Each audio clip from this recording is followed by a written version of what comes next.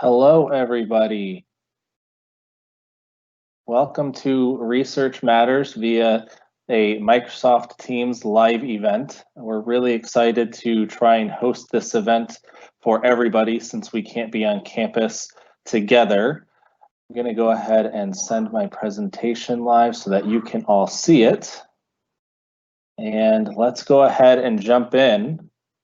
One thing that I just want to note with this live event, you can submit questions for us to answer. They will be moderated, so some of the questions may not be pushed for everybody to see, but as questions come in on the back end, all of the program managers, Rhonda and myself, are looking at the questions, and if we need to interrupt the presentation, we can do that during the live event. We can also answer questions near the end, or we can answer questions afterwards. So if you ask something that may be a study specific, you may hear from one of us via email. And with that, let's go ahead and jump into today's Research Matters. So one of the things that we're going to be talking about is metrics. Then we'll be talking about resuming human research activities, the IRB considerations, where we'll take a look at the current guidance that's out there, talk about some of the things that maybe you should be thinking about for planning for resuming. And we'll also have some HRPP thoughts on remote procedures. And because everybody is probably most interested in things that are COVID-19 related, we've put the announcements near the end. So the first thing that we always show when we're looking at the metrics is the total volume of items that were submitted. And so for this last 6 months, we had 630 studies, 132 new studies. We saw a slight increase in the total number of modifications that were coming in, and an overall increase over the last 6 months, taking in the newest numbers. But I want to break these numbers down just a little differently than we normally do, because in just a second, you're going to see the turnaround metrics that we have and that we normally show you. But what we wanted to just show you very quickly is that in terms of the new studies submitted, which is a lot of times what we have to spend a lot of time in the office working through with you to make sure that those studies can be approved, is we've actually seen an increase as everybody's been at home and is working, and the number of new studies that have been submitted to the office. And that's super important to just keep in the back of your head as you start to see the turnaround times that the IRB is producing right now. So without further ado, here are the full board new studies. This is median turnaround in calendar days. And in the month of April, we were at 32 days from median, from the time that the study was submitted to the office to when you got your approval letter. So this is not that the study got to an agenda or that it was approved with stipulations. This is actually that you got your approval letter from the IRB saying that you have full approval. The other thing that I just want to note, if you go back and you compare some of these numbers to prior Research Matters presentations, you may notice that the median number of days on this slide does not match the median number of days that you might see on prior slides. The reason for that is really because in the past couple months, we have really been working hard to use our own metrics process system. The metrics that we used to show you were based off of reports that we didn't necessarily know how they were defined in terms of the start dates of that number and then the end date. We didn't really have that data, whereas now we know exactly where these numbers come from, and we trust them quite a bit. Our trust level on the previous numbers was, anywhere from 75 to 80%, whereas with these, it is a full 100%. We know that we were at 32 median days for time to approval for these full board new studies. So keep that in mind as you're looking at some of these numbers, and especially if you go back and look at some of the old numbers that had been presented. For expedited new studies, in the month of February, we did have a true number of 76 days that it took for a new study to get approved.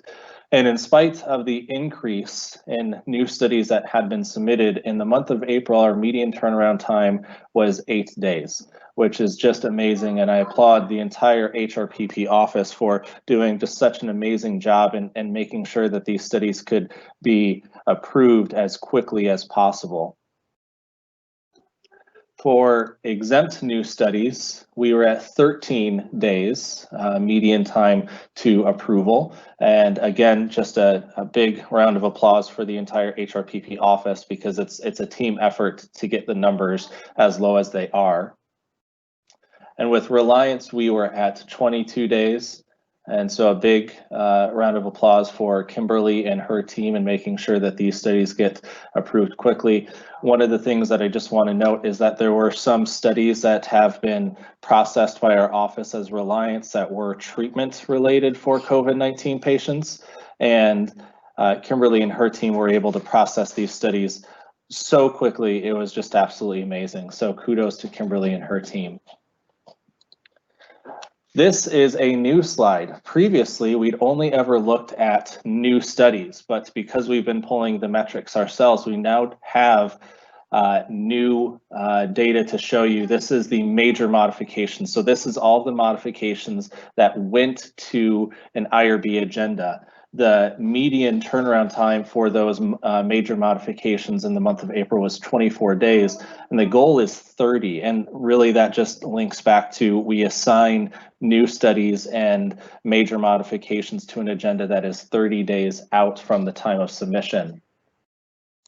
With minor modifications, so these are any modification that does require IRB review and approval. It's not an admin modification like a personnel change. So these do require IRB approval, and our median turnaround time on these was 6 days. And one of the things that I just want to point out is that previously in the months of January and February, the numbers were still pretty good, about 2-ish weeks for those minor modifications to be approved. But we did have a significant number of minor modifications that were being approved anywhere from 30 to 45 to 60 days after time of submission. And we've really focused on that within the office to make sure that the minor modifications are not falling into some of these buckets that are really far down in turnaround time.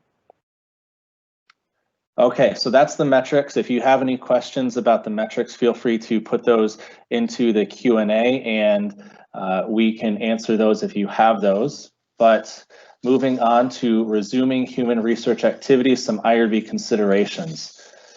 So one thing that's going to be happening with the COVID-19 situation is that we will be continuing the virtual office hours. This debuted on May 5th.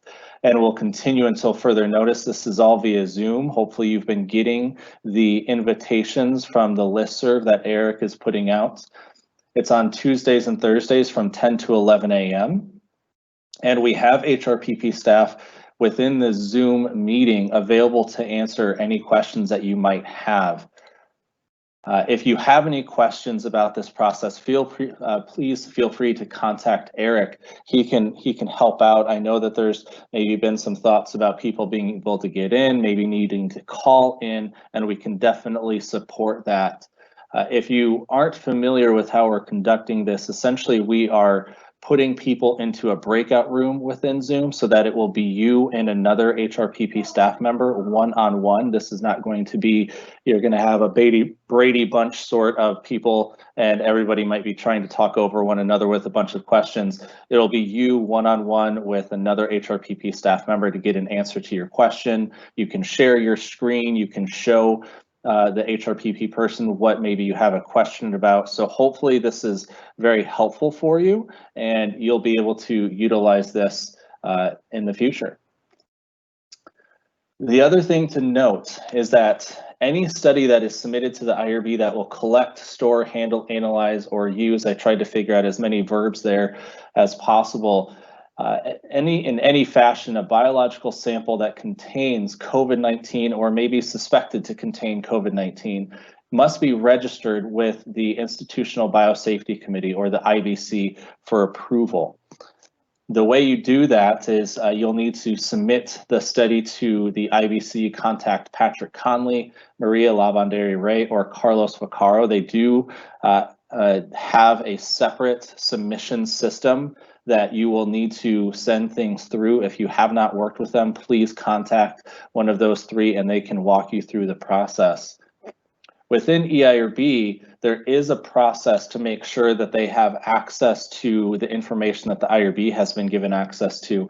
So when you're filling out your new studies, make sure that you select the appropriate option in 6.7. And I've highlighted that option right here, the infectious agents, biological toxins, recombinant DNA, and it goes on. I didn't include the entire screenshot there, but make sure that you're checking that box. One thing to note is that when you check that box and the PI submits the study and it gets approved by the department chair, IBC is still a blocking review within EIRB, the same way that the PRMC review was a blocking review. Now, make sure you start your submission with IBC as soon as possible, but also make sure that you're contacting Patrick, Maria, or Carlos to let them know that that study is in their queue. They will be pushing those through as quickly as possible and not necessarily waiting on a full meeting at the end of the month like they would with, for example, a recombinant DNA study. The other thing to just note is that if you have selected that your study does not involve an interaction or intervention, then you don't actually see question 6.7. So make sure that you're submitting your IBC study. The HRPP staff communicate consistently with Patrick, Maria, and Carlos, and we'll make sure that IBC approval has been obtained via email with them on the back end of the review. So moving on to some of the current guidance. So on March 16th, UT Southwestern stopped all non-essential in-person research visits. And it's really important for all of you to know that this was the institution, not the IRB. It's really important to note that, because if the IRB had suspended any study activities, then these things would be considered reportable. So this was the institution stopping this. And this only applied to UT Southwestern. I know that our other performance sites implemented their own procedures to limit non-essential in-person research visits. However, we did have in our guidance that subjects enrolled on treatment studies should continue to be treated. So if the study offered treatment, then we wanted to make sure that that continued. And studies were not suspended by the IRB. Research activities could be conducted remotely, or if research activities could be conducted remotely, those things could continue. And we released some guidance on remote consent and documentation on April 21st. And on this next slide, we're going to round back to this research activities that could be conducted remotely. One of the things that we as an IRB allowed were modifications made in response to COVID-19 to be implemented immediately without prospective IRB approval. We made sure that we put in there that our instructions were that those changes should be reported at the next CR as minor deviations, but that any change that could affect the safety or welfare of participants needed IRB approval. If that change was necessary to eliminate an apparent immediate hazard, then that could be implemented immediately, but it had to be, or just like always, these things, the change to eliminate an apparent immediate hazard is not unique to COVID-19. That is currently in place for all studies. If that is done, it must be reported to the IRB via a reportable event submission in EIRB within 5 days.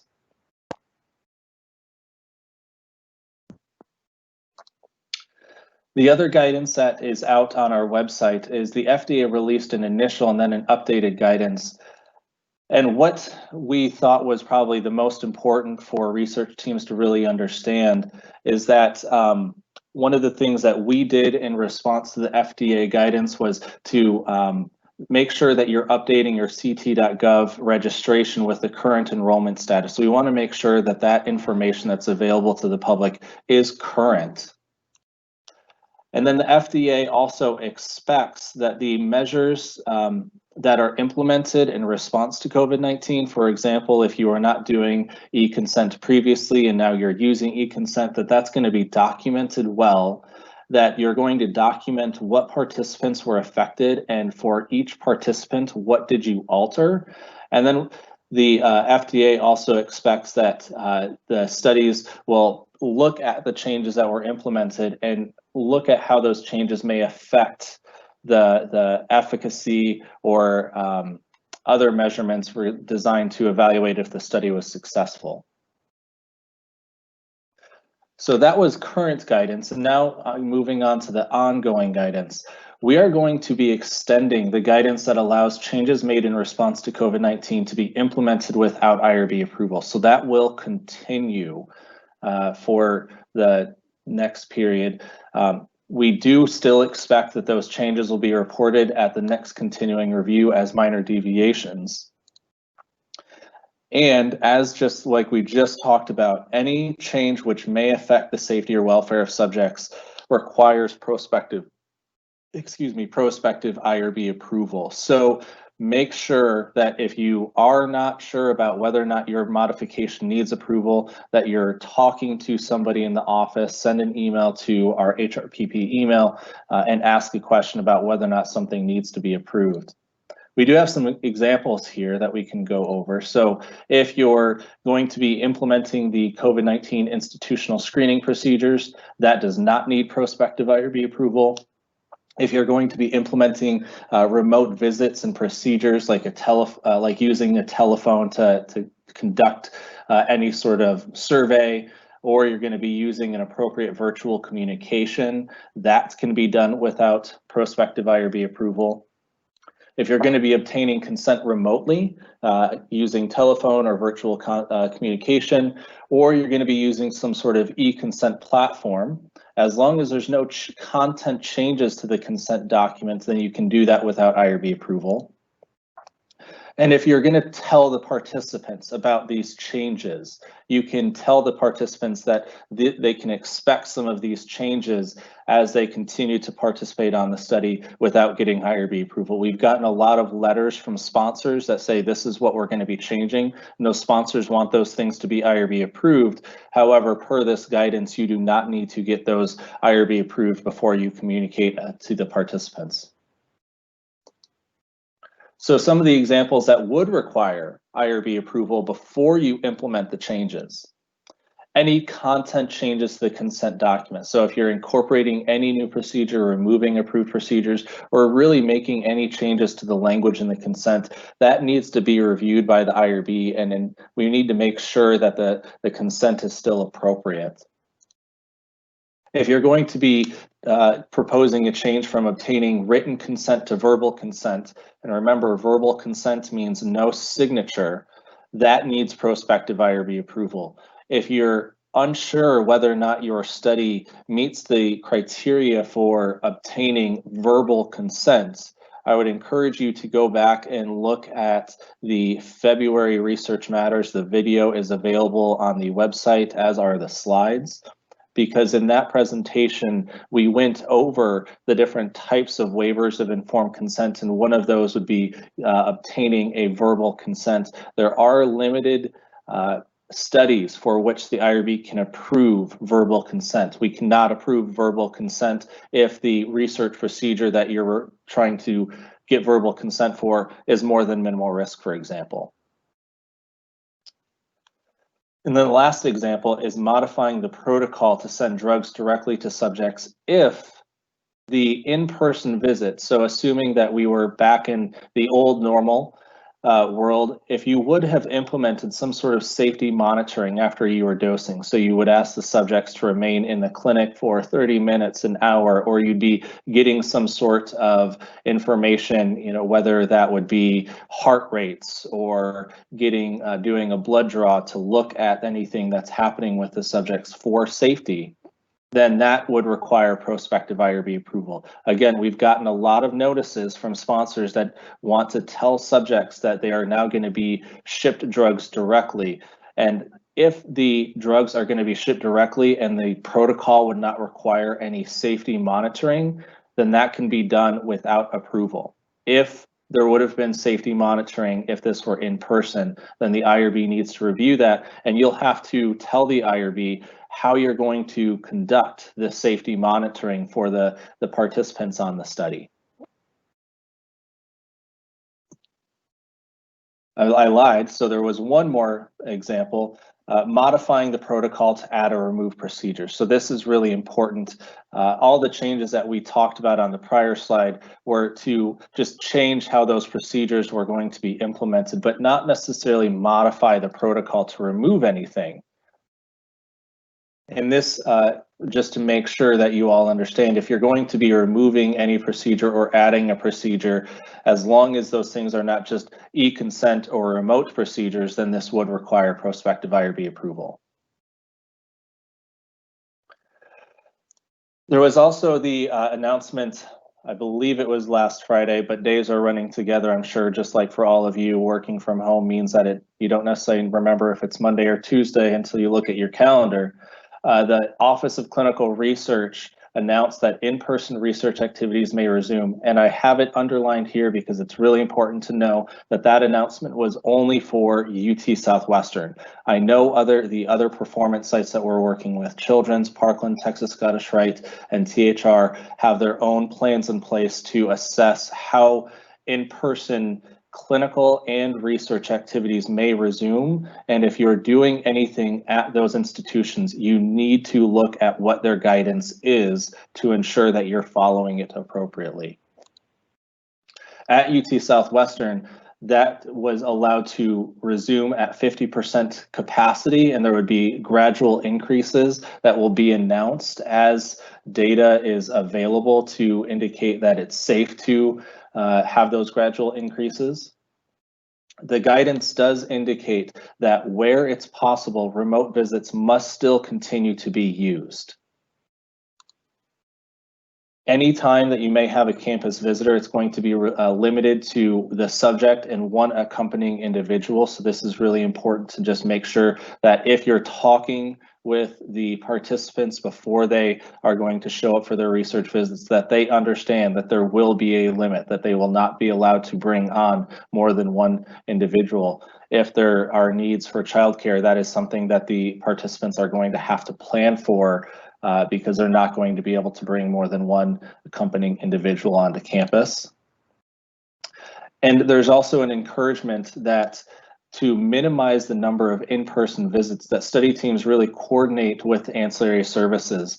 And this will require some coordination in advance. Make sure that if you need to send your subjects to lab or to have any sort of scan, that you're talking to those services and you're finding out, can they support potentially having your participants show up for just the one day instead of having them come back to campus multiple times to minimize the number of times that that patient is stepping onto campus. So some of the key considerations for resuming your in-person research activities: make sure that you're following your institution's guidelines on resuming in-person activities. And there's a variety of things aside from just can you resume and what capacity can you resume, but how is the institution operationalizing some of those things? At UT Southwestern, all of our buildings have limited places where buildings can be entered. There's temperature screening, there's mask requirements. Make sure that you're setting your participants up for success as they are coming onto campus, because things are going to look different from what it was before. Make sure that you're considering what studies need to resume in-person activities. Hopefully, if you've been able to conduct any research activities remotely and it's been successful, you'll continue to do some of those things. If you need any help working on conducting remote research activities, I'm sure that there's a lot of people on this phone call who might be able to help out. The HRPP would love to have conversations to see if there's anything that we can do to help you with that. But make sure that you're really looking at what studies need to resume those in-person activities. Make sure that you're protecting the subjects and staff who are on campus. And that includes appropriate social distancing. It includes making sure that people are wearing masks appropriately. If you've been out in public, you've probably noticed that people don't understand how to wear a mask. They have their nose uncovered, they're pulling it up and touching their face constantly. If you're seeing that, feel free to, provide some education and help people understand how they can protect others and protect themselves. And make sure that you're staying informed and prepared. The situation with COVID-19 is changing rapidly, whether you're thinking internationally, nationally, at a state level, or at a local level. Make sure that if you're not working at UT Southwestern, that you know what your other institutions are doing and how that information is going to be communicated. At UT Southwestern, make sure that you signed up for the HRPP listserv, make sure that you signed up for the OCTM listserv, because those will be some of the key places where you'll see information if there's any changes to what has been communicated previously. And make sure that you're communicating with your subjects, your sponsors, and any leadership that you may need to communicate with. We don't want subjects showing up for visits feeling like they're unprepared. We don't want sponsors to not understand maybe what you're doing on a study and then they say that that's not an appropriate change. And if you have any questions, feel free to contact leadership and find out what the appropriate answer is. So again, make sure that you're following the institutional policies and guidance for remote study visits. Make sure that you're using the tools provided by the institution. Don't use a personal account. If you have Gmail and you've looked at your Gmail on a computer lately, you've probably seen that Google has created a new Google Teams meeting thing. I can't remember exactly what it's called, but it would not be appropriate to use your personal Gmail account to contact a research subject. I know that there's other institutions out there who do have institutional profiles within other software platforms than what I have listed here. So if you have a question about maybe what your institution will provide, contact your IR and find out what tools they would suggest. At UT Southwestern, the tools are available on the utsouthwestern.edu webpage, and you can look at the work from home guidance. That has a lot of great information about how you use some of these tools and how you can also protect people as you're using the tools. Make sure that you're staying up to date. If you all remember, there were some news reports about how people at home were being bombarded, and it was called Zoom bombing. Zoom has updated their privacy settings, but for a little bit there was some guidance specifically from UT Southwestern about how you should use Zoom safely. And as things change, there might be additional guidance about how you could potentially use Zoom, Teams, GoToMeeting, WebEx, or any other tool safely. Consider and implement procedures to ensure privacy and confidentiality. So this is really important. We don't want there to be some sort of Zoom meeting where you're out in public and other people could hear you talking about a participant's medical information. Encourage the participants to try and step into a private area if you're going to have a conversation. In terms of confidentiality, if you are going to be sending any information via some sort of electronic platform, make sure that you're doing it in a way that you're maintaining confidentiality. If you're sending emails to participants, use the at UT Southwestern, use that secure mail in the email to make sure that it's going out in an encrypted fashion. And if you're not working at UT, again, contact your institution's IR to find out how they would encourage confidential communications with people via an electronic means.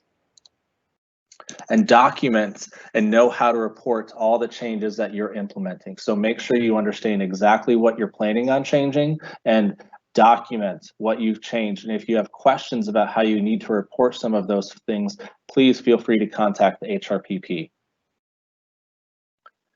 For remote consent, this just goes over some of the information that was in the guidance in a shortened version. So make sure that you're providing that consent document to the subjects. you can provide that via postal mail, encrypted email, fax. You can provide a link to an online document. You can link that document on a web page if you'd like. Then conduct the consent discussion, and you can do that via telephone, video call, online. You could use some sort of video or hyperlink. This is really more of a true eConsent sort of thoughts of having some sort of interactive video or graphics.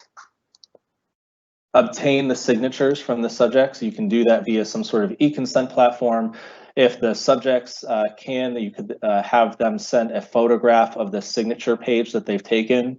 You could have them send that consent document back via postal mail. You could do fax, an encrypted email.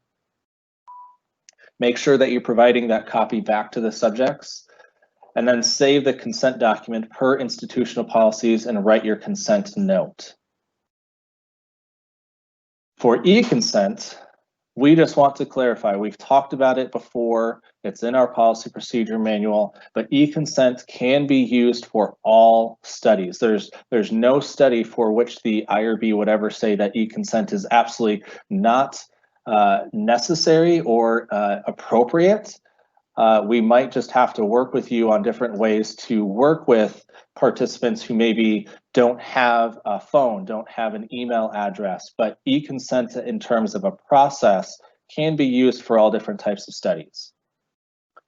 If it's not in response to COVID-19, so the eConsent plan must receive prospective approval, and you would document that on new studies in Form C. If it's an older study, this would be in Section 53. So if you're just interested in transitioning your study to eConsent for the advantages that eConsent might offer, that's great, and we really encourage that. But if it's not being done in response to COVID-19, then that would require IRB approval. We would recommend that you consult with us before you use eConsent, and that's for a variety of reasons. Again, one of the really great examples is how do you work with a participant who maybe doesn't have a smartphone, doesn't have an email, or isn't comfortable with technology? How are you going to support those participants if eConsent is the only platform that you're offering? And there's different ways that can be handled. And we can also recommend potentially just continuing a traditional paper consent and eConsent and using that process as it's appropriate per subject. Some of the eConsent options that are available at UT Southwestern are DocuSign and REDCap, and we'll go into more detail about the two of those things. With DocuSign and REDCap, both of them can be used for FDA regulated research and research that is not regulated by the FDA. The reason that this is different, if you did not know, is because the FDA has a regulation, 21 CFR Part 11, that pertains to electronic signatures. So if you're obtaining an electronic signature, then and it's FDA regulated, then you need to make sure that that process that the eConsent platform is conducting would be compliant with the FDA's expectations.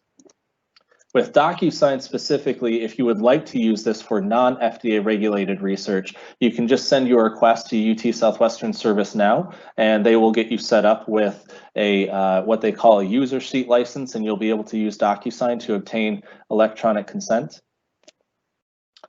If you're doing this for FDA regulated research, then you have to send your request to the HRPP email that you see there. The reason that we're doing this is because there is a fee per document that is sent via DocuSign, and it's not a minimal fee. It's quite high per document, and so we are making sure that the study truly is FDA regulated, and then we'll be working with you and the rest of the study team to make sure that the document is set up correctly so that you can obtain those eConsent signatures. For REDCap, it's available to anybody who has UT Southwestern credentials, or if your institution separately has access and provides access to REDCap. I know at Texas Scottish Rite you have access to REDCap, and so you won't necessarily need UT Southwestern credentials. And REDCap can be configured to be compliant with the FDA regulations in 21 CFR Part 11. If you have any questions about how you might configure REDCap or just how to use it, you can contact UT Southwestern ServiceNow. I don't have it on here, but the HRPP staff, we are trying to become familiar in a very quick time frame with REDCap, how to utilize it, and we do intend on hopefully providing some support in the future for study teams if you haven't already reached out to us. So I just wanted to go over some of the requirements really quickly of 21 CFR Part 11. So there's some authentication requirements. This DocuSign requires multiple sign-in requests, and really that just means that if this prevents potentially maybe I've signed into DocuSign on my computer and somebody can't come behind me and sign a document on my behalf because they'll be asked to sign in a second time, even if I was already signed in. That process can be somewhat confusing when you're using the 21 CFR Part 11 compliant DocuSign module with the subject. So if you have, that's one of the reasons why we are working with study teams to make sure they understand the necessary steps to getting a 21 CFR Part 11 compliant signature in DocuSign. There's some electronic signature requirements, and those are name, you have to have the date and time of the signature, and then you also have to have a reason for signing. And that can be just as simple as I've reviewed the consent document. That could be the reason. There has to be a detailed audit trail and something that the FDA could go back and look and confirm that the signature was valid.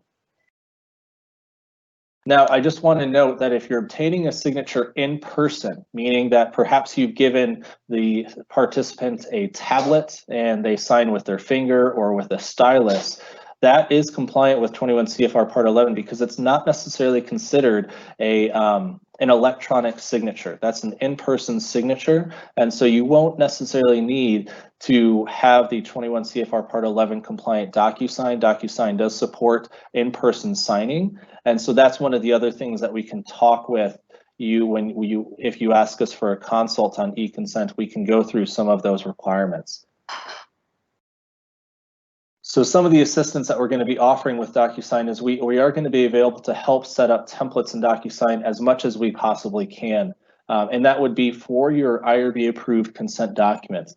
One of the reasons that we really want to offer this as much as possible, and this will be based on demand, so you might see that we're offering maybe different information in the future, is because we're going to help you set up all required fields for signatures, making sure that you're obtaining the person obtaining consent, the participant, and potentially if you're working with another IRB that has approved the consent, they may have some different requirements, and we can help make sure that those fields will be completed correctly. We will help make sure that the information on each page is there regarding the participant's name, date of birth, so that the document can be scanned directly into Epic. We heard from some study teams that they were using DocuSign in the early COVID-19 response timeline and getting an electronic document that was fully signed, and then that document was being printed. The patient labels were being applied to each page of the consent document, and then that was being rescanned and sent to medical records. But we can just set the document up so that that information is available as soon as the consent form is completed, and then that version can be sent directly to medical records. And we can also include some routing to the appropriate signers. So for example, if your study could obtain consent from both a participant, if they're able to give consent, or their legally authorized representative because they can't give consent, we can actually set it up so that as you're sending the document out, you can get the appropriate consent from the appropriate person. And again, contact HRPP at utsouthwestern.edu for any support requests you might have related to DocuSign. So that's some of the information about COVID-19. And if I don't hear anything, then I'm just going to go ahead and move on to some of the announcements.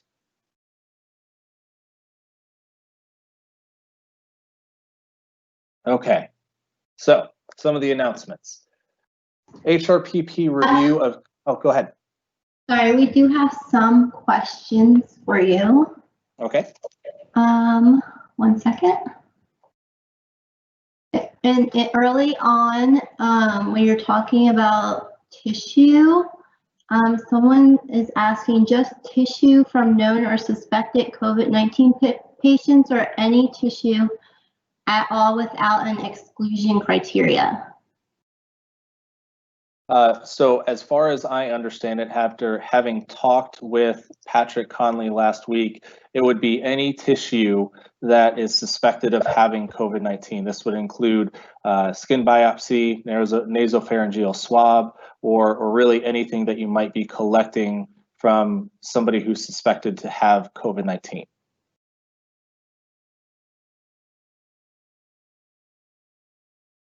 Okay, Josh, this is Rhonda.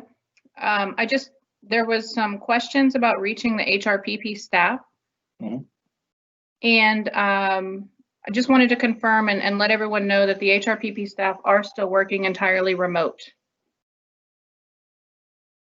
And so the best thing to do is if you call, make sure to leave a voicemail because the voicemails are sent to the email inboxes of the staff members.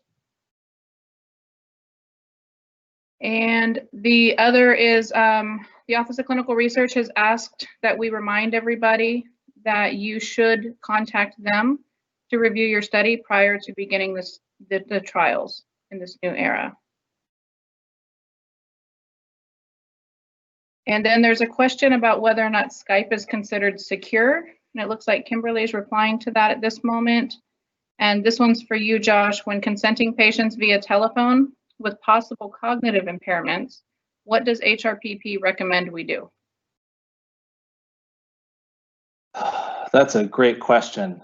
So just to confirm, this is how I'm answering it because I can't necessarily confirm maybe what that person is referring to. I'm going to answer it from a perspective of the participant may have cognitive impairments, but may still have the ability to make decisions.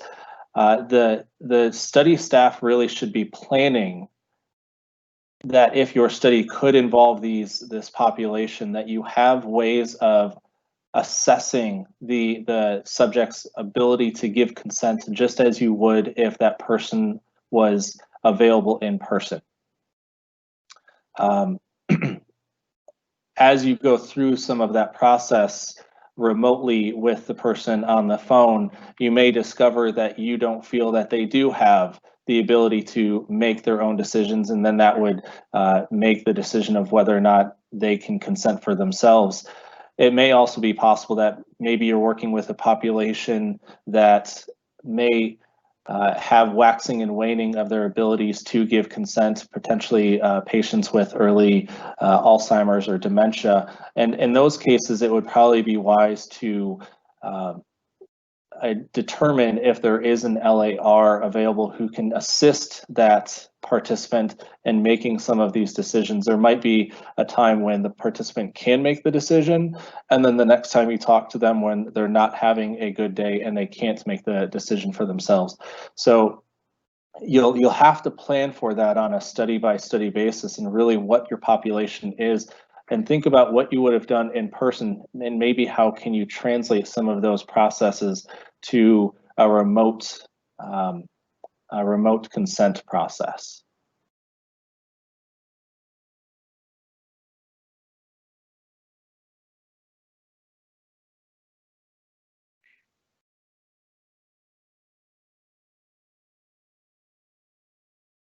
I think that's all of the questions for now, Josh. Okay, great. Thank you, Rhonda and Erica. Okay, so some of the announcements. So HRPP review of continuing reviews. So if a study is approved under the pre-2018 common rule or as greater than minimal risk under the new common rule, then IRB review is required at least once per year. I have an extra or in there, so I apologize for that. The reason I want to just remind everybody of that is that if the IRB requires continuing review, then you have to get approval from us at least once per year. I'm sorry, I didn't send the slides live. Let me do that right now so that you can all see these. So now that you're all seeing the slides, I'll go back through this very quickly. If it's approved under pre-2018 common rule because it was FDA regulated, or it's more than minimal risk under the new common rule, then IRB review is required at least once per year. And EIRB sends reminder notifications at 60, 45, and 30 days from the time of expiration. One of the things that we get questions about a lot is that potentially the IRB may approve a study and reuse that initial anniversary date of the initial expiration date. And so it kind of looks like the IRB has approved the study for longer than 12 months. But this is something that the federal guidance allows IRBs to do. If we approve the study within 30 days of that date of expiration, then we can reuse the initial expiration and just move it forward a year. And then that's what we call the anniversary date. The reason that's really important for us to just talk about very quickly here is because we are not holding continuing reviews if they are submitted too far in advance to reach that 30-day window. As you all know, EIRB does have some limitations, and we do not want to hold a study that has a continuing review for potentially 30 days to reach that 30-day window, because you may have a very serious modification come in that needs to be submitted as soon as possible. And we don't want you to be unable to create that modification and get that into us. So we do not hold continuing reviews if we have to, or can, if we can get them out and approved. And so some examples, or what this really means, and you'll see this on this next slide, is that your expiration date will change, which means that it will come sooner than next year. And you'll see this in the examples on this slide. So I've put this little chart in here, and in the first example, the date that the study continuing review was submitted was on March 1st. The IRB reviewed that on March 15th, and the expiration date was April 15th. So this was submitted on or right around that 45-day notice. The next year, so next year, the expiration date will remain April 15th. It'll just be 2021 instead of 2020. In this example, it's the example 2, the expiration date is the same. However, the study continuing review was submitted about that 60-day notice mark. And we review the continuing reviews generally within about 10 to 15 days. And the continuing review would have been approved, which means now the new expiration date is February 28th. And you can see that as you continue down this process, you just lose about anywhere from 20 to 30 days, sometimes maybe even 45 days, like in this example, every year.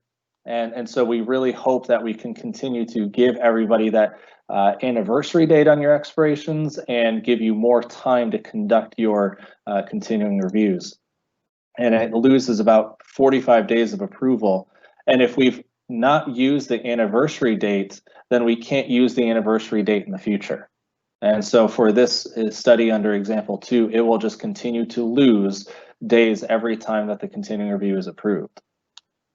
We do get a lot of questions, sometimes pushback from sponsors, because they see the dates on the approval letter and they're wondering why the IRB approved the study for what looks like more than a year. And so this is just another reminder as well that if you get some of these comments, please feel free to contact us, and we'd be happy to clarify that we're following federal guidance as it relates to continuing reviews and use of the anniversary date.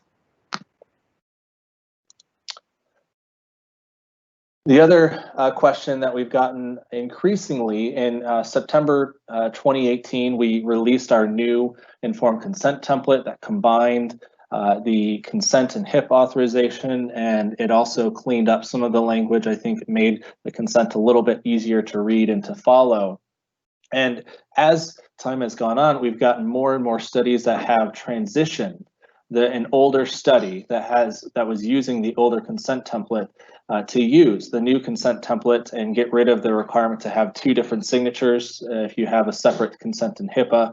And it's available on the forms page, and we don't, as an IRB, have any problem with the study teams following this process. So here's some of the advantages that you can see. One of the advantages I didn't just mention was that I think it has a more comprehensive signature block, and I think the signature blocks, at least in my opinion, are easier to understand who needs to sign what and where. It also has the default signature blocks for somebody who is blind or illiterate, and you know, we do encounter those questions sometimes, and there's not a signature block on some of these older studies.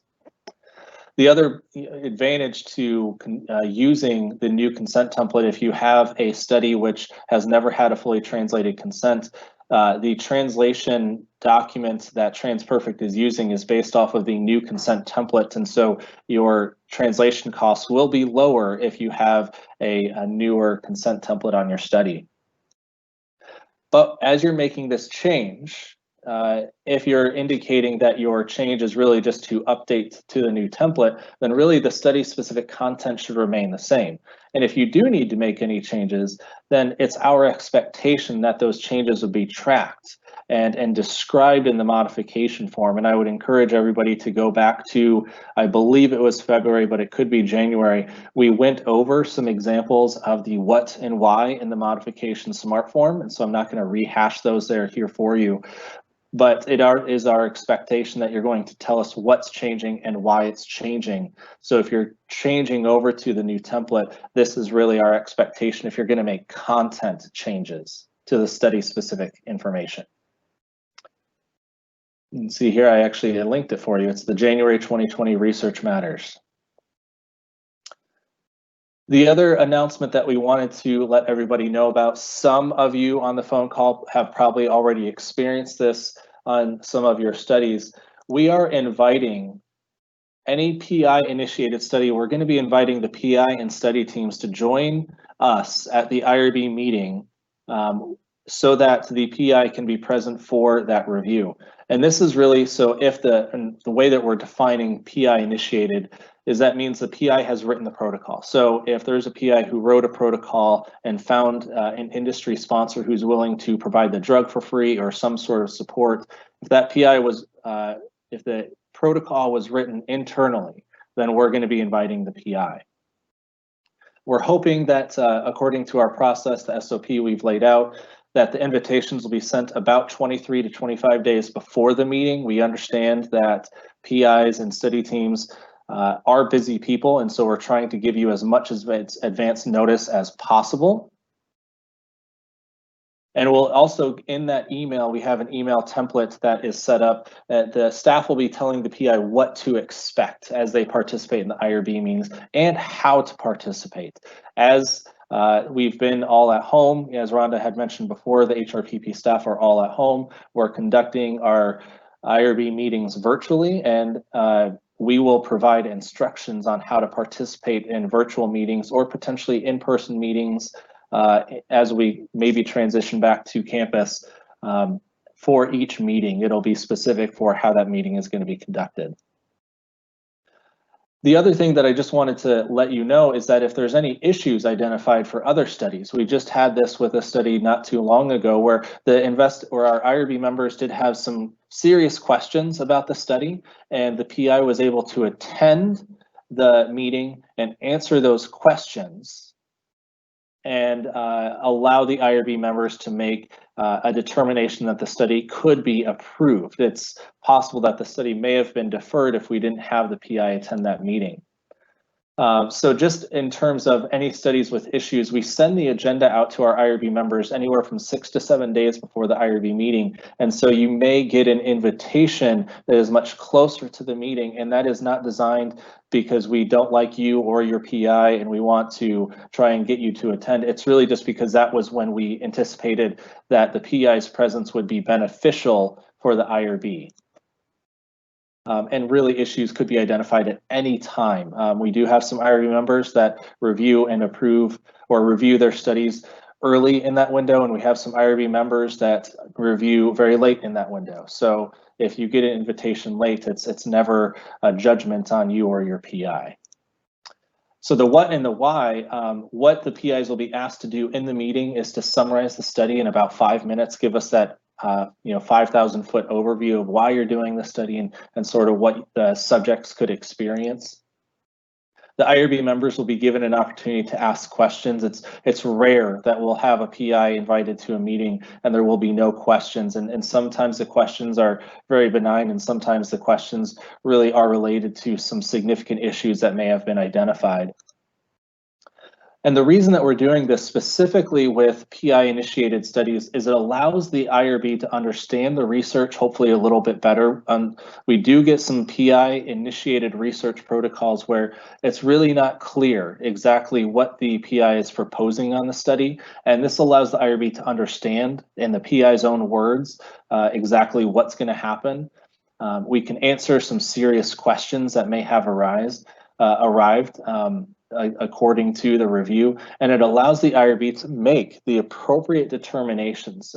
Whether that still means, because the PI was invited, that doesn't mean that we're not going to potentially defer a study. There still could be a reason for the IRB to defer a study, but hopefully it allows the IRB to make the right determinations as it relates to your study approval, whether or not an IND for a drug or an IDE for a device might be required.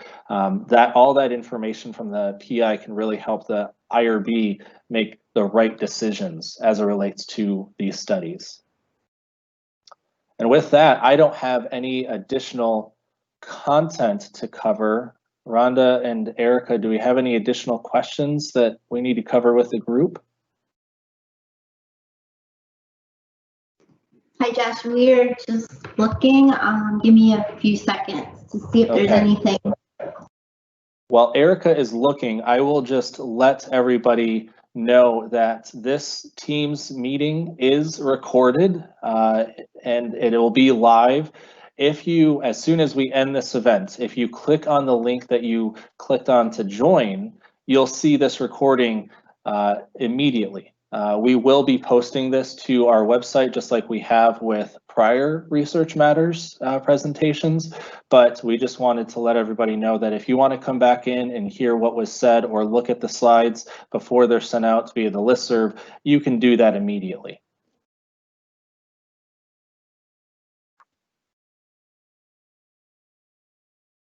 And Josh, at this time, I don't see anything to ask. We can wait just a few more seconds, see if Rhonda has anything. Not a problem. This is Rhonda. The only thing that I see sort of that's coming up again and again in the questions has to do with OCR looking at studies prior to them restarting. Just want to make clear that, first of all, that's just for UT Southwestern as a site. And also, because it's not HRPP's process, any sort of a description of how that process looks really need to be directed to the OCRP or OCR, so Allison Beaver or Dr. Nancy Rollins. They'll be able to help you through that process. They did put out a Research Connections event on May 8th, and the slides to that event are available on the main OCR website. If you're having any trouble finding it, send me an email and I'll be happy to direct you to that website. Thank you, Rhonda. And lastly, I'll just note for everybody that we do plan on continuing Research Matters live via this live Teams event into June and July, as in-person activities may be limited in those months as well. And hopefully this is a good forum for all of you to hear from us, ask some questions, and hopefully get some answers to what you need to hear. If you have any thoughts about additional content that could be shared during this session, please let us know. We'd be happy to hear about that. And hopefully we will see all of you again in just a couple weeks on June 16th. Josh, this is Rhonda again. There is one other question about whether or not we have any HRPPO personnel updates. I don't know if you want to address that one. As far as I know, we don't have any personnel updates.